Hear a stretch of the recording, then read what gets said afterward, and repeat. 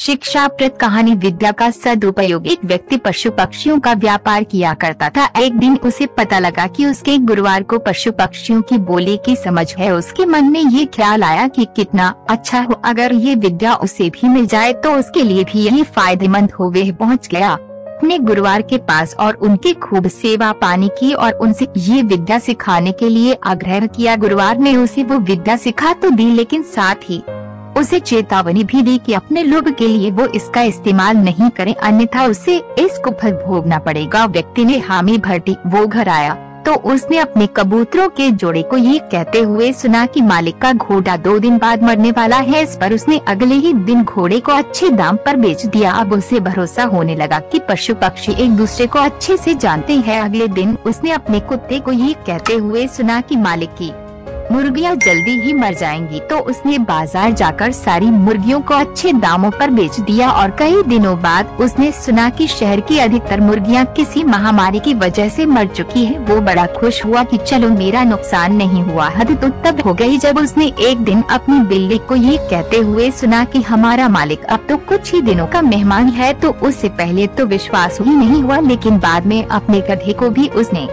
वही बात दोहराते हुए सुना तो वो घबराकर अपने गुरुवार के पास गया और उनसे बोला कि मेरे अंतिम क्षणों में करने योग्य कोई काम है तो बता दे, क्योंकि मेरी मृत्यु निकट है। इस पर गुरुवार ने उसे डांटा और कहा कि मूर्ख, मैंने पहले ही तुझसे कहा था कि अपने हित के लिए इस विद्या का उपयोग मत करना, क्योंकि सिद्धियां न किसी की हुई है और न किसी की होंगी। इसलिए मैंने तुझसे कहा था कि अपने लाभ के लिए और किसी के नुकसान के लिए इनका प्रयोग मत करो।